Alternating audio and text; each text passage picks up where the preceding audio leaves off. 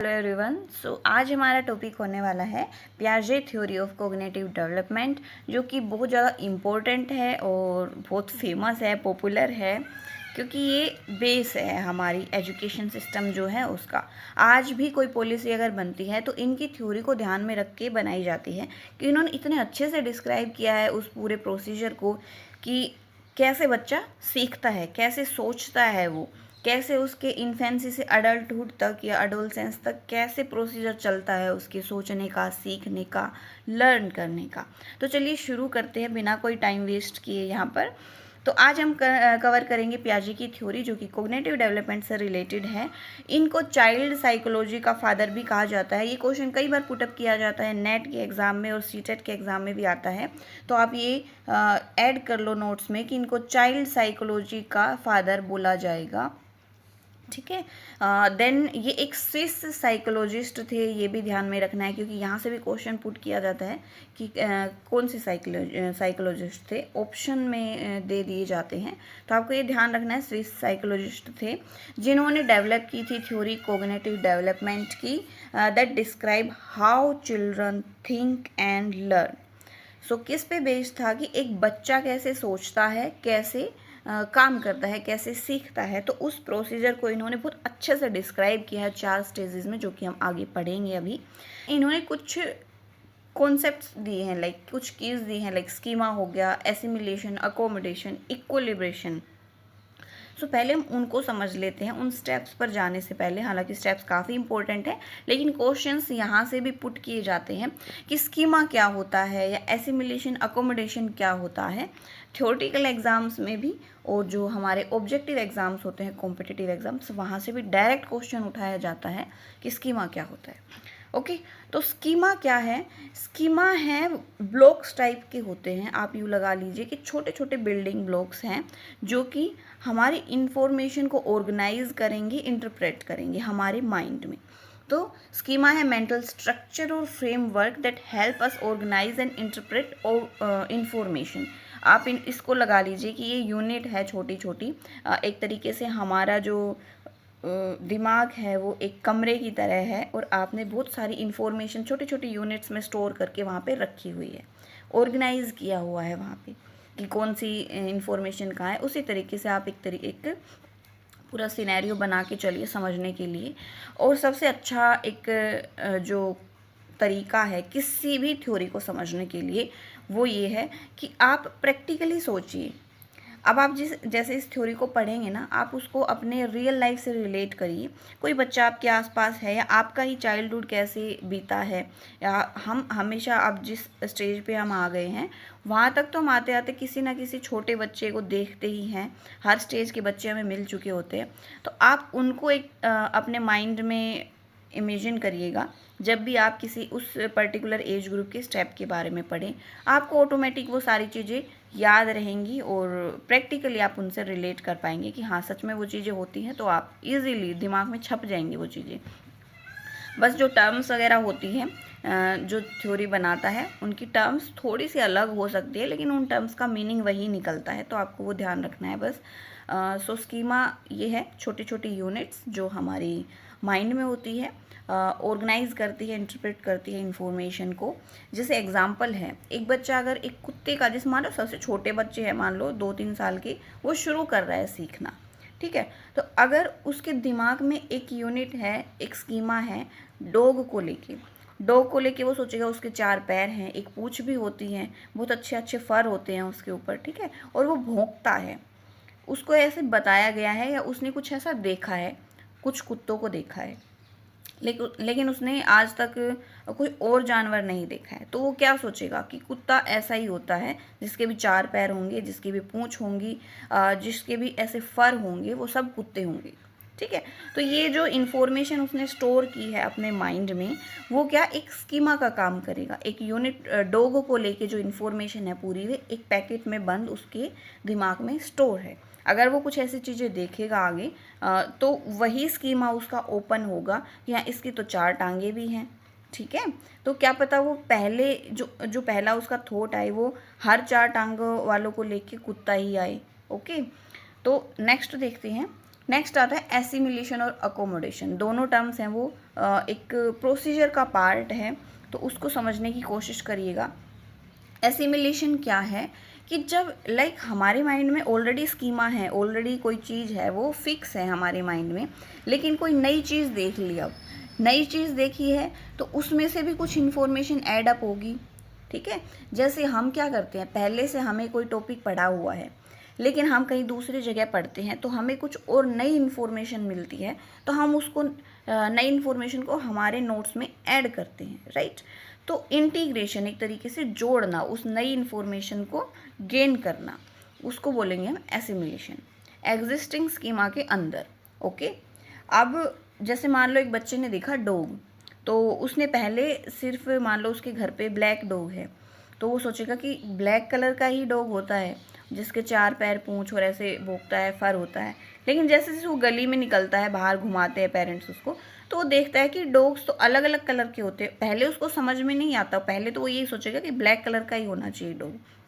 लेकिन जैसे पेरेंट्स उसको बताते हैं कि देखो ये जो और भी ब्राउन वाइट कलर के होते हैं, चितकबरे होते हैं, कि ये भी डॉग है, तो वो धीरे धीरे समझता है कि सिर्फ ब्लैक कलर नहीं होता, डॉग्स के और भी अलग अलग कलर्स होते हैं।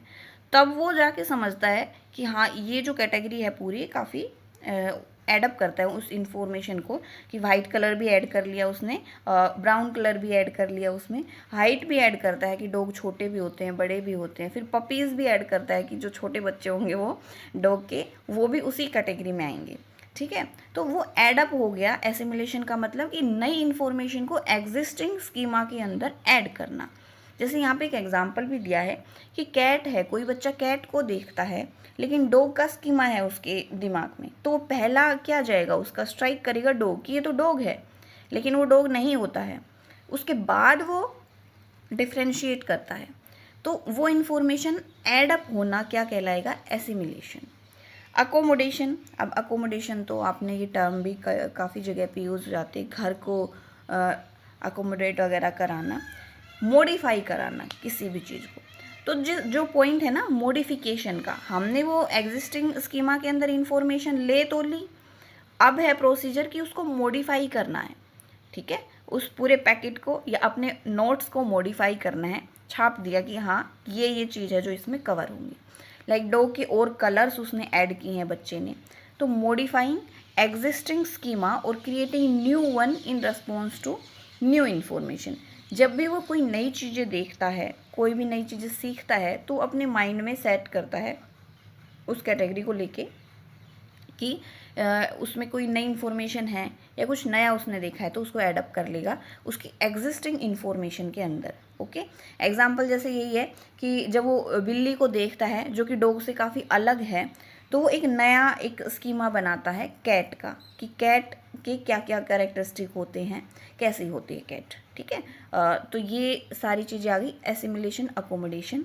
एक टर्म होती है इक्विलिब्रेशन, यहाँ पे मैं एडअप नहीं कर पाई। सो इक्विलिब्रेशन में क्या होता है, जो ये प्रोसेस होती है ना, कि इक्विलिब्रियम आपने पढ़ा होगा, एक टर्म केमिस्ट्री में आती है, साइंस में, कि जो प्रोसेस हो रही है उसमें बैलेंस आउट करना। ठीक है, उसमें बैलेंस बना के चलना। तो जो नई हमें इंफॉर्मेशन मिल रही है उसको एग्जिस्टिंग स्कीमा के अंदर ऐड अप करना और बैलेंस बनाना।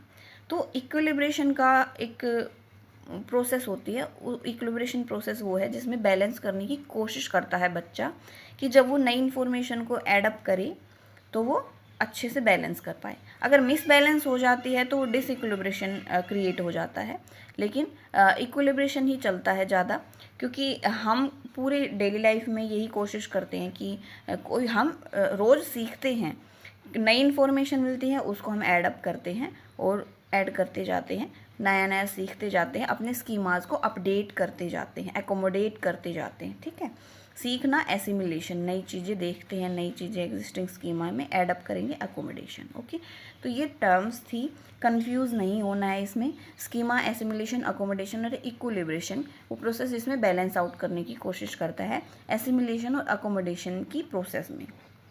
ओके, देन हम आते हैं स्टेजेस पे, जो कि काफ़ी इम्पोर्टेंट है। यहाँ से जो कॉम्पिटिटिव एग्ज़ाम्स हैं उनमें भी क्वेश्चन पूछ लिए जाते हैं, एंड थ्योरेटिकल एग्ज़ाम्स में तो है ही लिखने के लिए काफ़ी इंपॉर्टेंट। तो बीएड वाले बच्चों के लिए दी मोस्ट इम्पॉर्टेंट टॉपिक है, क्योंकि चाइल्डहुड एंड ग्रोइंग अप जो बुक है हमारी, उसकी फर्स्ट यूनिट में ही ये काफ़ी थ्योरीज हैं वो कवर की गई हैं। तो ये फर्स्ट थ्योरी है। तो चलिए स्टेट से शुरू करते हैं। स्टेजेस कितनी दी थी उन्होंने 4 स्टेजेस दी थी। 4 स्टेजेस में उन्होंने पूरा डिफाइन कर दिया, पूरा एक्सप्लेन कर दिया कि कैसे एक बच्चा सोचता है, कैसे। और पता है इंटरेस्टिंग चीज़ क्या है, उन्होंने ये नहीं बोला कि बच्चा कम सोचता है, उसका दिमाग कम होता है। उसने बोला कि बच्चे का दिमाग इक्वल होता है, उसका आईक्यू लेवल इक्वल होता है एक अडल्ट के। अडल्ट और बच्चे का आईक्यू लेवल उन्होंने बिल्कुल इक्वल बताया, बस बच्चे सोचते अलग प्रोस्पेक्टिव में हैं, अलग डायरेक्शन में सोचते हैं। एक अडल्ट है वो अलग डायरेक्शन में सोचेगा अपनी एज के अकॉर्डिंग, और एक बच्चा जिसका आईक्यू उसके इक्वल है बस वो उसकी डायरेक्शन अलग होती है। जैसे वो खिलौनों के बारे में सोचेगा, आप देखोगे बच्चे बहुत क्रिएटिव होते हैं, वो आप खेल खेल में भी मतलब अपने लेवल पे वो काफ़ी कुछ क्रिएटिव करके सीखते हैं। ज़्यादातर वो 90% सीखते ही हैं, खुद करके बच्चे सीखते हैं। बस डायरेक्शन अलग होती है, जो आईक्यू लेवल है वो सेम रहता है। तो ये कभी मत सोचना कि बच्चे तुमसे लाइक दिमागी रूप से कमज़ोर है, वो बिल्कुल कमज़ोर नहीं है। बस वो अपनी एज के अकॉर्डिंग उस नए एरिया को एक्सप्लोर करते हैं, और जब वो आपकी एज तक आएंगे तो सेम आईक्यू रहेगा, सेम डायरेक्शन में वो चीज़ें सोचेंगे जिस डायरेक्शन में आप सोचते हो। तो 4 स्टेजेस के थ्रू पूरे कॉग्निटिव डेवलपमेंट को पियाजे जी ने डिस्क्राइब किया है, एक्सप्लेन किया है कि कैसे कैसे किस स्टेज पे किस एज में कैसे माइंड डेवलप करता है, कौन कौन से कैरेक्टरिस्टिक आते हैं। शुरुआत उनकी खुद के बच्चों से हुई थी, खुद के तीनों बच्चों को उन्होंने ऑब्जर्व किया था उनकी हर एक स्टेज में, देन कॉग्निटिव डेवलपमेंट की थ्योरी दी थी। स्टेजेस देख लेते हैं। फर्स्ट स्टेज है हमारी सेंसरी मोटर स्टेज, जो कि 0 से 2 साल तक होती है। ये ध्यान रखना है हर स्टेज पे कौन कौन से मतलब कितने ईयर का स्लैब आ रखा है। जैसे ये 0 से 2 साल तक के बच्चे जो हैं वो सेंसरी मोटर स्टेज में काउंट की जा रही हैं। जो हमारे इन्फेंट होते हैं वो मेनली यहाँ पे होते हैं। सेंसरी मोटर से ही आप समझ सकते हो, जो इन्फेंट होगा वो अपने हाथ पैर या सेंसेस के थ्रू कोई भी चीज़ें सीखता है, हाथ से पकड़ने की कोशिश करता है, टच करता है चीज़ों को, ठीक है, वो सीखता है अपनी सेंसेस के थ्रू। तो इस स्टेज में ऑब्जेक्ट परमानेंस वाली चीज़ जो होती है वो होती है, जैसे छोटा बच्चा होता है ना, आप उनको खिलाते हो ऐसे, लेकिन जब जैसे उसकी 2 साल के करीब वो आता है कंप्लीट होने की, तो उस टाइम तक उसको ये समझ आ जाती है कि मेरे सामने जो चीज़ थी अब तक वो तो है, लेकिन हम जैसे छुपा लेते हैं ना, और जो नहीं है, मान लो मेरे सामने चीज़ नहीं है, तो उस चीज़ को समझता है कि जो चीज़ यहाँ पे मुझे नहीं दिख रही है वो चीज़ भी एग्जिस्ट करती है। ओके, एग्जाम्पल है, a baby will search for a toy that has been hidden under a cloth indicating they understand the toy still exist. Okay, जैसे हम खिलौना छुपा लेते हैं तो उनको पता होता है कहाँ पे है, तो ऐसे करते हैं कि हाँ इन्होंने छुपाया है, उधर छुपाया है। ओके, वो अपना गैस करते हैं अपने दिमाग से कि वो चीज़ें वहाँ पे हो सकती है। ऑब्जेक्ट परमानेंस की चीज़ जो है, जो कॉन्सेप्ट है वो सेंसरी मोटर स्टेज पे आ जाता है बच्चों को। देन आती है प्री ऑपरेशनल स्टेज, जो कि सेकेंड स्टेज है। और सेकंड की हमें ना ये स्टेजेस ध्यान में रखने की, फर्स्ट स्टेज कौन सी थी, सेकंड कौन सी है, थर्ड कौन सी है, तो ये भी आपको याद रखना है। फर्स्ट स्टेज है हमारी sensory motor stage, then second है pre operational stage, then third है concrete operational stage, and final है फॉर्मल ऑपरेशनल स्टेज। क्योंकि ऐसे क्वेश्चन पुट किया जाता है कि थर्ड स्टेज कौन सी है, या कौन कौन सी स्टेजेस हैं जो पियाजे ने दी थी, तो ये आपको अच्छे से ध्यान रखना है। क्वेश्चंस ऐसे ही पुट किए जाते हैं थोड़ा घुमा फिरा के, कि कॉन्सेप्ट क्लियर हो बच्चों को, ये चेक किया जाता है। देन हमारी second stage pre operational stage, नाम से ही पता लग रहा है कि अभी ऑपरेशनल हुआ नहीं है बच्चा, उससे पहले वाली जो स्टेज है वो। Children start using language and symbols but lake logical thinking. Logical thinking एक तरीके से शुरुआत हो जाती है, वो डेवलप नहीं होती है उसमें, और लैंग्वेज का और सिंबल्स का यूज़ करने लग जाता है, वो सिंबल्स के थ्रू चीज़ें समझने लग जाता है। क्या क्या चीज़ें उनमें होती है, ईगोसेंट्रिज्म होता है। जब आप 2 से 7 साल के बच्चों को देखोगे ना, ज़्यादातर को जिनको भी ऑब्जर्व करोगे, उनमें क्या होता है कि मैं, मेरी चीज़ें, मतलब हमारे लिए ही हैं सारी चीज़ें। अगर मैंने कह दी मुझे ये चीज़ें चाहिए तो चाहिए, वो जिद करता है उस टाइम पीरियड में, किसी और की नहीं सोचता है इतना। तो उस टाइम पीरियड में ईगोसेंट्रिज्म होता है, difficulty in seeing things from other prospectives, मतलब दूसरों का कुछ प्रोस्पेक्टिव होगा ये नहीं सोचता है, उसको बस खुद का दिखता है। एग्जाम्पल देते हैं, जैसे एक बच्चा है, might think that if they can't see someone that person can't see them. जैसे छुपम छुपाई खेलते हो आप, बिल्कुल प्रैक्टिकल होके सोचो, थ्योरी बहुत आसान है, समझ में आ जाएगी। जैसे छुपम छुपाई खेलते हैं, मेरा खुद का बच्चा है, 2 साल से ऊपर का हो चुका है, तो ऐसी जगह पे जाके अपनी तरफ से तो छुप जाएगा कि मैं छुप गया हूँ जाके, लेकिन वो ये सोचता है कि मैं खुद छुप गया हूँ ऐसी जगह पे तो दूसरे भी मुझे नहीं देख पाएंगे। इवन हम उसको इजीली देख पाते हैं कहाँ पे छुपा है। हम खेलते भी हैं ऐसे नाटक करके कि हमने नहीं देखा तुम्हें, ठीक है। तो वो आप सोचो, आपके घरों में भी ऐसा होता होगा कि वो ऐसे खुद के प्रोस्पेक्टिव से सोचता है कि जैसा मैं सोच रहा हूँ वही चीज़ है, और दूसरे का जो प्रोस्पेक्टिव है उस तरीके से नहीं सोचते हैं। देन एक और कैरेक्टरिस्टिक आता है इसमें, एनिमिज्म। एनिमिज्म का मतलब होता है कि जो नॉन लिविंग थिंग्स होती है उनको भी लिविंग थिंग्स में ही समझना, एक तरीके से कि हाँ उनमें भी जान है, वो भी एग्जिस्ट करता है इस तरीके से। तो वही है, believing that inanimate object having feelings and intention. जो इनएनिमेट ऑब्जेक्ट्स हैं उनमें भी फीलिंग्स हैं हमारी तरह, उनकी भी कुछ इंटेंशंस हैं, ठीक है। वो भी हमारी तरह दर्द होता है उनको भी, वो भी रोते होंगे। लाइक आपने बच्चों से सुना भी होगा कि जैसे उनको लग जाती है ना सर पे, ऐसे कहीं पे भी लग जाएगी तो क्या करेंगे, वापस जाएंगे, दीवार को मारेंगे, टेबल को मारेंगे कि इसने मुझे मारा तो मैं भी इसको मारूंगा, मुझे दर्द हुआ तो इसको भी होना चाहिए, राइट। तो वो वाली जो करेक्टरिस्टिक है एनिमिज्म वाली, वो इस 2 से 7 साल की एज ग्रुप के बच्चों में होती है, जो प्री ऑपरेशनल में काउंट होती है। ओके देन आती है third stage, concrete operational stage, और जो 7 to 11 ईयर्स का जो एज ग्रुप है वो इसके अंदर कवर किया जाता है। इसकी खासियत क्या है, नाम से ही समझ रहे हो, concrete operational, like concrete form में हो, ठीक है।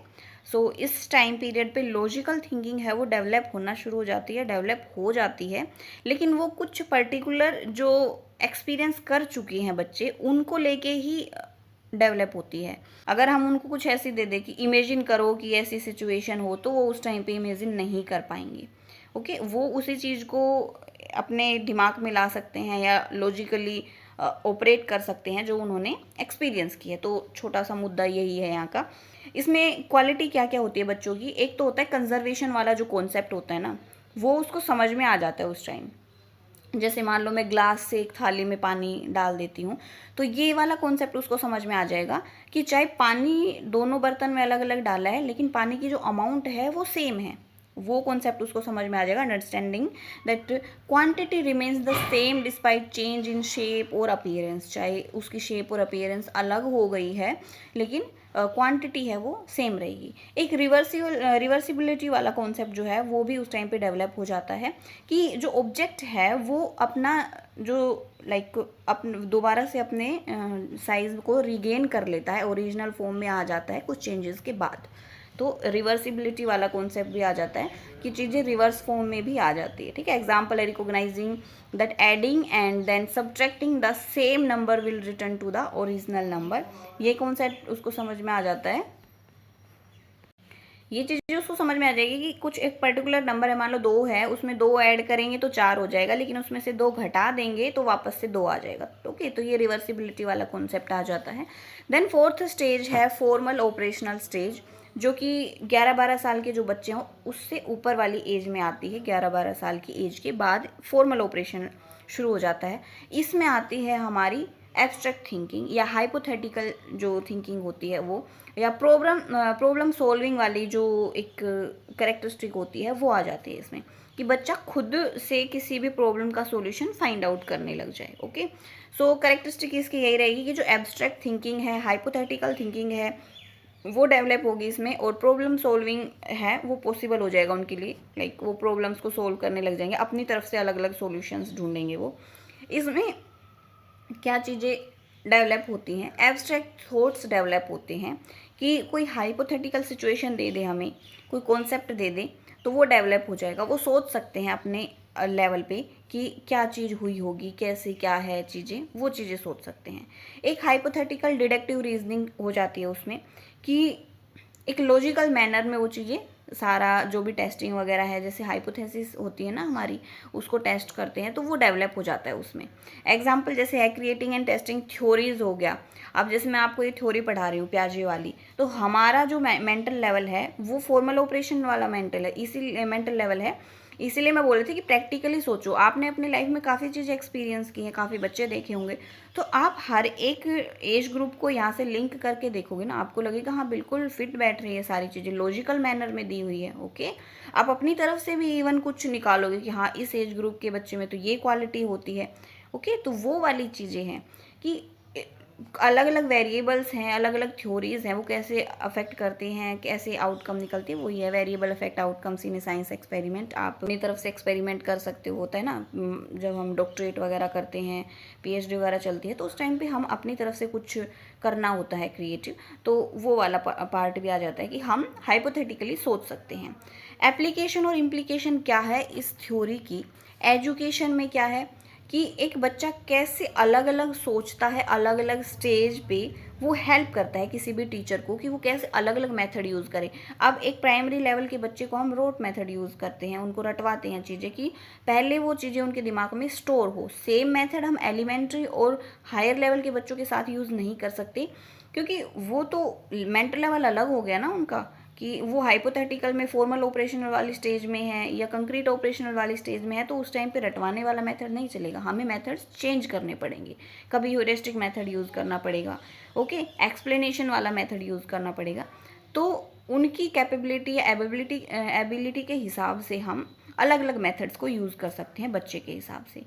पेरेंटिंग में भी काफ़ी अच्छा रोल है इसका कि बच्चा कैसे कैसे बड़ा हो रहा है, पेरेंट्स उसके अकॉर्डिंग अपने आप को, उनकी नीड्स को पूरा करेंगे, उनको गाइड करेंगे।